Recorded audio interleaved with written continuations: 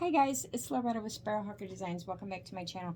I had somebody ask me how I attach my slow stitch covers, the fabric covers, how I attach these to my journals. Now I'm not actually ready to attach this one yet, so I'm just going to pretend that this is a finished piece of slow stitch here. So the woman who asked for this video, Vera, does not speak the same language I speak, so I was having a lot of trouble communicating what it is that I do to get these on there. But we're going to pretend, let's see. Yep.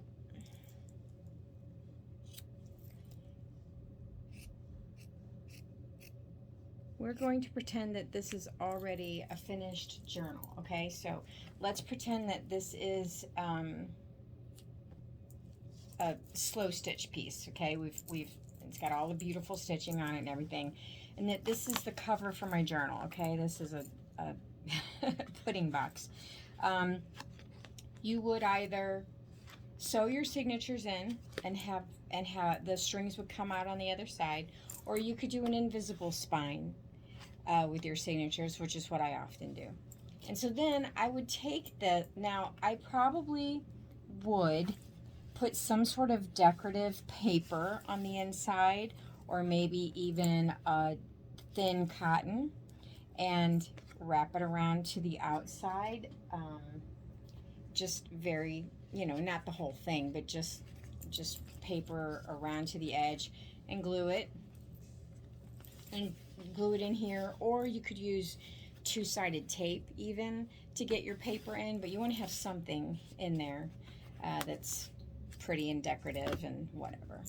So then this is your slow stitch covered piece that you've already done, and I'm going to take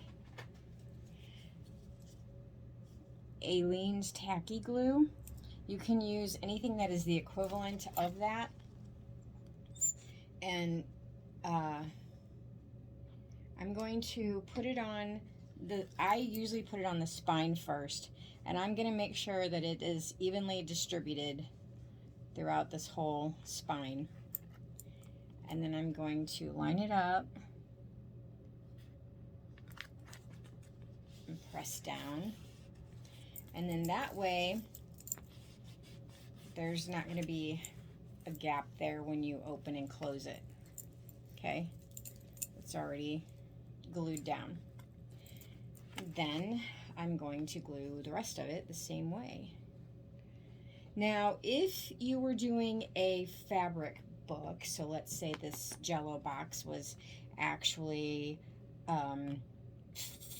fabric, then you could stitch this on, but honestly, it's fabric glue.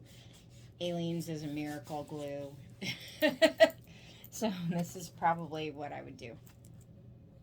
I probably would still glue it. It depends.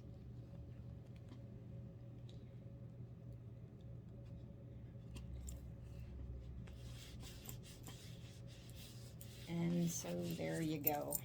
Now, after that's done, now you've got your slow stitch piece on your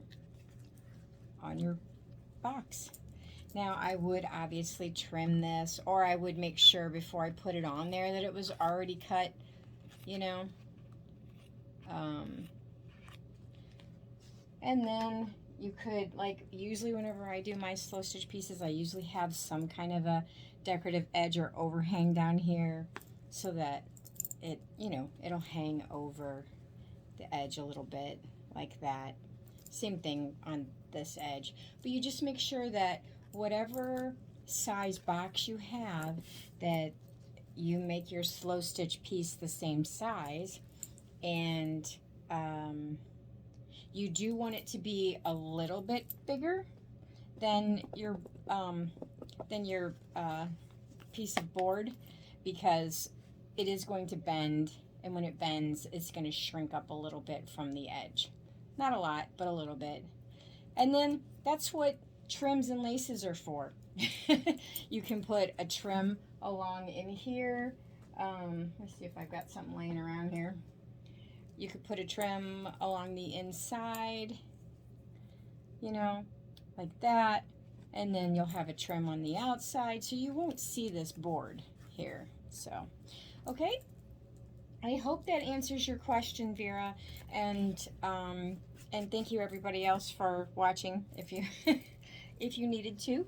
So it's really simple, and yeah, that's what I do actually, and I do that with paper as well. I do it kind of the same way, and then a lot of times with my journals on the cover, if it's not a slow stitch, then I will do like some corrugated cardboard and add a photo and add some laces and trims and whatever. But that is how I do it. I use Aleene's tacky glue,